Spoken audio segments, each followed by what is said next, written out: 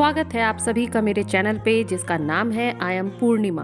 तो ये है south India journey vlog part 3। तो अब तक हमने देखा मेरा ट्रेन का सफ़र और त्रिवेंद्रम के खास आकर्षण। एक दिन में पूरा त्रिवेंद्रम घूमकर हम रात तक कन्याकुमारी आ गए थे। कन्याकुमारी घूमने के लिए हमें ज़्यादा भाग दौड़ की ज़रूरत नहीं है, क्योंकि जो भी कुछ है वो हमारे होटल के पास ही है।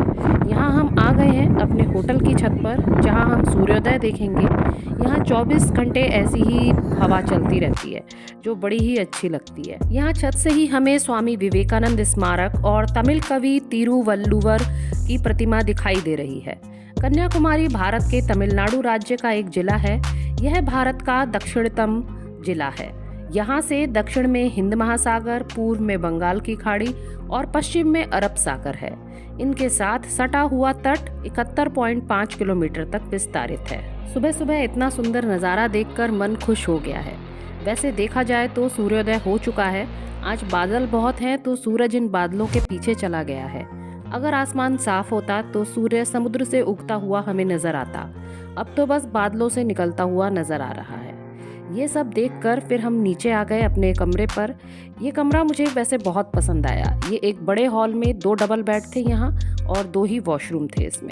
तो हम सब लोग अब तैयार हो गए हैं और जा रहे हैं हम तट की तरफ, जहाँ हम सबसे पहले दर्शन करेंगे कन्याकुमारी मंदिर में। इस मंदिर में कैसा भी भारतीय परिधान पहना जा सकता है, तो मैंने आज यहाँ सूट पहन रखा है।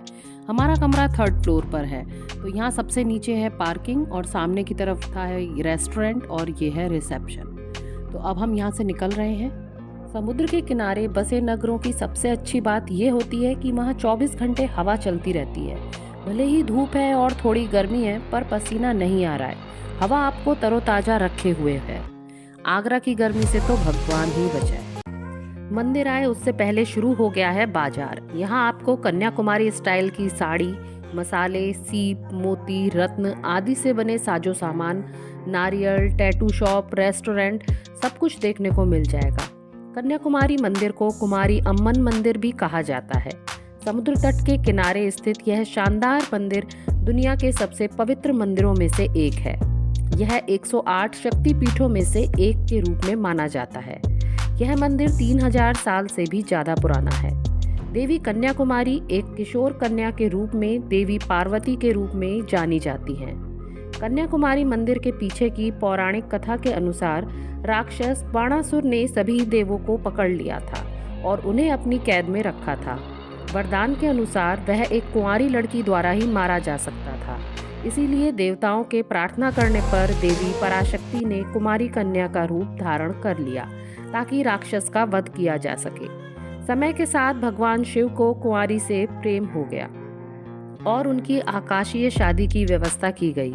ऋषि नारद, जो इस तथ्य से अवगत थे कि राक्षस बाणासुर को तभी मारा जा सकता है जब देवी अविवाहित रहें, तो कई तरीकों से शादी को रद्द करने की कोशिश की गई। पर जब सफलता नहीं मिली तो आधी रात का समय शादी के लिए तय किया गया। शादी के लिए जब शिवजी निकले तो नारद मुर्गा रूप में बांग देने लगे, जिससे शिवजी को लगा कि शादी का शुभ मुहूर्त बीत चुका है और वह वापस लौट गए, जबकि देवी उनके इंतजार में रह गई। बाद में देवी ने अविवाहित रहने का फैसला किया और उधर जब देवी की सुंदरता से मंत्रमुग्ध बाणासुर ने उनसे जबरन शादी की कोशिश की तो देवी कन्याकुमारी ने उसका वध कर दिया।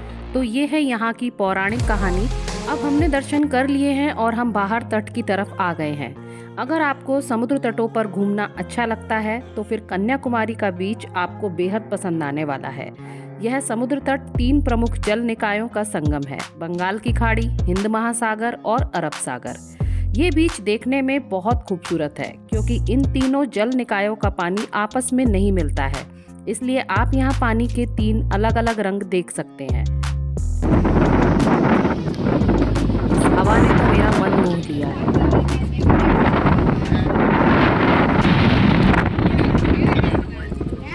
हालांकि ये बीच वाटर एक्टिविटी के लिए उपयुक्त नहीं है, क्योंकि यहाँ तट पर चारों ओर चट्टानें बिखरी हुई हैं। यहाँ आप कुछ शांत समय सूर्योदय, सूर्यास्त और चट्टानों से टकराती लहरों को निहारते हुए बिता सकते हैं। वैसे यहाँ आने का सबसे अच्छा समय अक्टूबर से मार्च के बीच के महीने माने जाते हैं।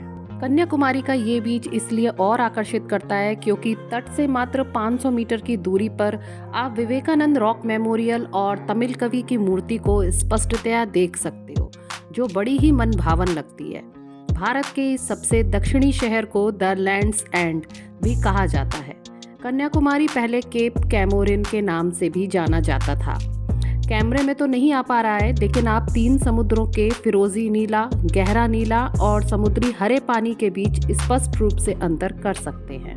तट के पास आपको ये छोटी छोटी स्टॉलें भी देखने को मिलेंगी, जिनमें खट्टा मीठा आम, अनन्नास, तरबूज, उबला भुट्टा मसाला लगाकर बेचा जा रहा है। हमने इसका भी भरपूर आनंद उठाया। यहाँ के अनन्नास हद दर्जे के मीठे थे। इतने टेस्टी अनन्नास मैंने आज तक नहीं खाए थे। मिलते तो यहाँ आगरा में भी हैं, पर यहाँ वो इतने मीठे नहीं होते और उनसे मुंह भी कट जाता है, पर इनकी तो बात ही निराली थी। फिलहाल मैं यहाँ उबला भुट्टा खा रही हूँ। बच्चे आगे यहाँ पानी में कलरव कर रहे हैं और मैं फिर यहाँ पीछे लकड़ी पर यहाँ बैठ गई अपना भुट्टा लेके।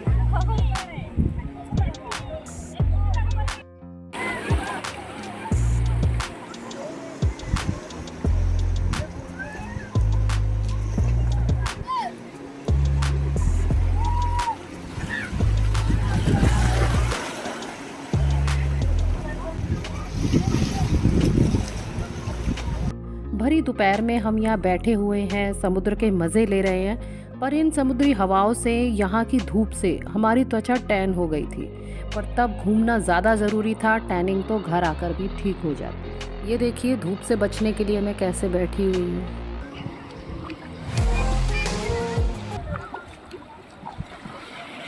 पानी आ रहा है अम्मी।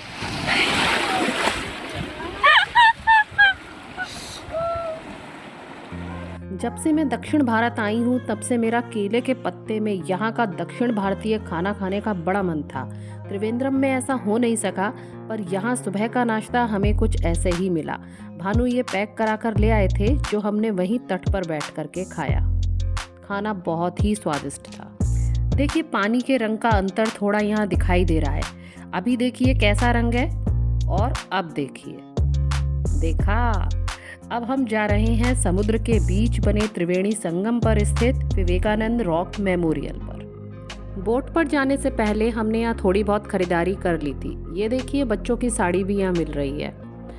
सारा सामान, और मम्मी को फिर हमने होटल छोड़ दिया क्योंकि मम्मी को वहाँ नहीं जाना था हमारे साथ। तो फिर यहाँ आ गए हैं हम चारों बोट पर जाने के लिए। सुबह के टाइम यहाँ बहुत ही लंबी लाइन थी, इसलिए हम लोग पहले तट पे चले गए, यहाँ नहीं आए। अब 4 बजे का ये टाइम है और यहाँ भीड़ काफ़ी कम है, और हम जा रहे हैं अब यहाँ से अंदर। 200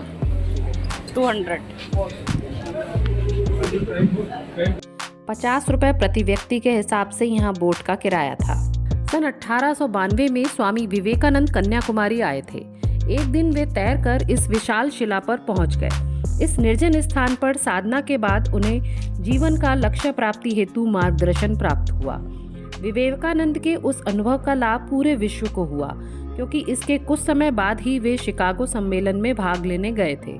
इस सम्मेलन में भाग लेकर उन्होंने भारत का नाम ऊंचा किया था। स्वामी विवेकानंद के अमर संदेशों को साकार रूप देने के लिए 1970 में उस विशाल शिला पर एक भव्य स्मृति भवन का निर्माण किया गया।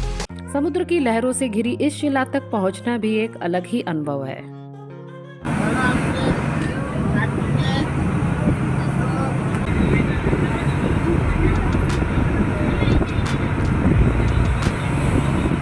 इसे बनाने में तकरीबन 6 साल का समय लगा था, और अंततः 2 सितंबर 1970 को भारत के तत्कालीन राष्ट्रपति वी गिरी द्वारा इसका उद्घाटन करवाया गया। विवेकानंद रॉक मेमोरियल स्मारक की वास्तुकला 2 प्रमुख खंडों में विभाजित है।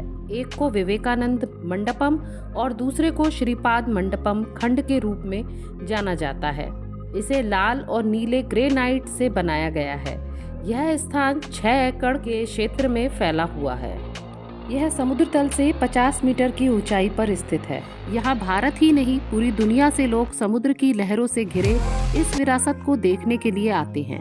अप्रैल में पड़ने वाली चैत्र पूर्णिमा पर यहाँ चंद्रमा और सूर्य दोनों एक साथ एक ही क्षितिज पर आमने सामने दिखाई देते हैं, जो बहुत ही सुंदर लगता है।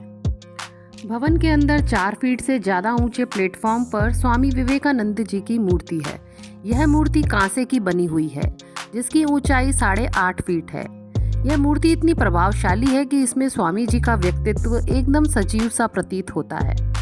इस स्थान का धार्मिक महत्व भी बहुत है। मान्यता है कि यहाँ देवी कन्याकुमारी ने तपस्या की थी। चट्टान पर देवी के पवित्र पैरों के निशान भी देखे जा सकते हैं। चलिए अब बात करते हैं तिरुवल्लुवर की। तिरुवल्लुवर दक्षिण भारत के महान संत थे। इन्हें दक्षिण भारत का कबीर भी कहा जाता है। 2000 साल पहले सदाचार, सांसारिकता, नीति ग्रंथों में संत तिरुवल्लुवर ने समझाया था कि एक इंसान को कैसे जीना चाहिए। उन्होंने लोगों को जीने की राह दिखाते हुए छोटी छोटी कविताएं लिखी थी, जिनको इकट्ठा कर तिरुक्कुलर ग्रंथ में लिखा गया है। इन्होंने कबीर की तरह सदाचार, प्रेम, आनंद और एकता के बारे में बताया। उनके और कबीर के जीवन मूल्य एक ही तरह के थे। इन दोनों संतों को हर धर्म और मत वाले लोग मानते हैं, इसीलिए तिरुवल्लुवर को दक्षिण का कबीर माना जाता है। तिरुक्कुलर ग्रंथ के 133 अध्यायों को ध्यान में रखते हुए संत तिरुवल्लुवर की 133 फीट ऊंची प्रतिमा स्थापित की गई है। इस स्टैच्यू की वास्तविक ऊंचाई तो 95 फीट है, लेकिन ये 38 फीट ऊंचे मंच पर है। इस प्रतिमा के बारे में एक रोचक तथ्य यह है कि 19 फीट ऊंचा चेहरा एक ही पत्थर का उपयोग करके बनाया गया है, जो कि हाथ से तराशा गया है। अब जब हम लोग यहाँ विवेकानंद स्मारक पर आए हैं यहाँ, तो तिरुवल्लुवर वाले टापू पर कुछ काम चल रहा था, तो आम जनता के लिए वहाँ जाना मना था, तो हमने यहीं से ही उसी स्टैच्यू को देखा। यहाँ बुक स्टॉल भी थी, जहाँ विवेकानंद जी से संबंधित बहुत सी किताबें विभिन्न भाषाओं में मिल रही थीं। हमने भी उनकी कुछ किताबें यहाँ खरीदी। फिर थोड़ा समय यहाँ बैठकर बिताने के बाद फिर हम यहाँ से वापस हो लिए।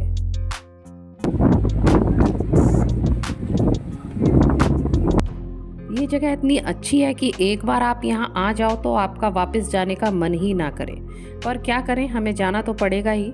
घूम कर आने के बाद फिर हमें बहुत ज़ोर से भूख लग रही थी, तो वहीं तट पर एक और हमें रेस्टोरेंट मिला, जहाँ पर मेरे दोनों बच्चों ने डोसा ऑर्डर किया और मैंने ऑर्डर किया साउथ इंडियन थाली।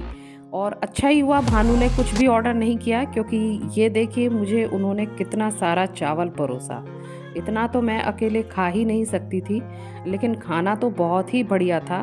3 तरह की सब्जी, एक दाल, एक रसम और स्वाद भरपूर। और खाना भी यहाँ बिल्कुल वैसे ही मिला जैसा मैं चाहती थी, केले के पत्ते पे। तो खाना मुझे बहुत ही अच्छा लगा, उसे तो मैं आज भी याद करती हूँ। यहाँ कटोरी में कोई भी चीज़ परोसी नहीं गई थी, सब कुछ पत्ते पर ही था। फिर हमने भी साउथ इंडियन स्टाइल में ही हाथ से खाना खाया। उस दिन मुझे लगा कि मेरा साउथ इंडिया आना सफल हो गया है। तो चलिए इस बात पर आपको इस रेस्टोरेंट का नाम भी बताते हैं। हम आगरा वालों को देखिए कहाँ खाना खाने को मिला, होटल ताज। है ना मज़ेदार बात। फिर कुछ नहीं, खाना वाना खा के हम लोग अपने होटल आ गए। वहाँ थोड़ी देर हमने आराम किया, क्योंकि अब हमें देखने जाना है इसके बाद सनसेट पॉइंट, जो कि होटल से ही वॉकिंग डिस्टेंस पर है। तो शाम का ये वक्त हो गया है और 6, 6:30 का ये वक्त होगा, तो हम जा रहे हैं सनसेट पॉइंट देखने। आपने पीले केले तो बहुत देखे होंगे, लेकिन ये देखिए लाल रंग के केले। जाते समय मैं सोच रही थी कि जब लौटूंगी तब ले लूँगी, लेकिन इस ट्रिप में पता है मेरे को लाल केले फिर आगे कभी मिल ही नहीं पाए, और वो खाने से मैं वंचित ही रह गई। तो नेक्स्ट कभी मैं जाऊंगी तो ये लाल वाले केले ज़रूर खाऊंगी, क्योंकि हमारे वहाँ एक ड्राइवर थे तो उन्होंने बताया कि ये लाल वाले केले भी बहुत स्वादिष्ट होते हैं। तो आप लोग भी कभी जाएं तो ये लाल वाले केले ज़रूर खाइएगा और मुझे ज़रूर बताइएगा कि वो खाने में कैसे थे। और यहाँ हम आ गए हैं सनसेट पॉइंट पे, जो कि बहुत ही अच्छे तरीके से बनाया गया है। पूरे बीच में यहाँ सीट लगी हुई हैं। बीच पर जा नहीं सकते हैं, बस यहीं पे किनारे खड़े होकर के आप समुद्र की लहरों का आनंद ले सकते हैं, और दाईं तरफ आपको समुद्र में ये सनसेट होता हुआ नज़र आएगा। तो ये जगह भी बहुत बढ़िया थी, यहाँ भी मेरे को बहुत अच्छा लगा। लेकिन सूर्योदय की तरह सूर्यास्त भी हमको बादलों में ही, बीच आसमान में ही देखने को मिला। बादल क्योंकि काफ़ी थे तो सूर्य समुद्र में समाता हुआ हमें नहीं नज़र आया, लेकिन फिर भी खैर बहुत अच्छा था। हम काफ़ी देर बीच पर रहे, जब तक पूरी तरीके से सूर्यास्त नहीं हो गया। हम लोग वहीं बैठे रहे। यहाँ पर कॉफ़ी भी मिल रही थी, तो यहाँ बैठे बैठे हमने कॉफ़ी का भी आनंद लिया। फिर जब लगा कि हाँ अब सूर्यास्त अच्छी तरह से हो चुका है, अब चलना चाहिए, तो फिर हम जा रहे हैं अब तट से होते हुए अपने होटल की तरफ। लेकिन यहाँ रात का माहौल बिल्कुल ही अलग हो गया। पहले हमें लगा कि कोई कहीं शादी हो रही है, फिर देखा तो यहाँ पूरा बाज़ार ही इतना अच्छा सज गया रात के टाइम पे, जैसे कि कोई मेला लगा हो। इतना गीत संगीत और बहुत कुछ रात दिन के हिसाब से बिल्कुल चेंज हो गया था यहाँ रात का माहौल।